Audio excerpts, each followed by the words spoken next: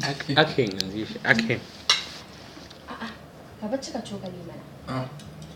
Kun sai in cika cokali ka ji a? Yanzu dai kana so ka nuna min cewa kai mai katon baki ne. In ba kowa sani ma in kato ne. Yawwa, duk ba wannan ba. Ba ka sha maganin ka bane. Ke da wallahi na kina kula da wani magunguna ko da ke wannan aikin ku ne ya dole ku kula da marasa lafiya. To ko ba aiki na bane? Ai ya kamata na kula da kai a matsayin ka na mijina, ko ba haka ba? Na sani.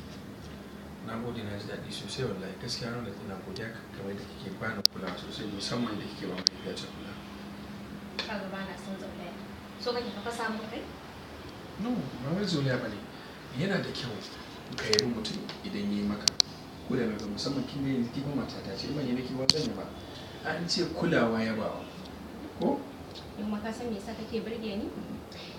Ni idan na yi maka abu na burge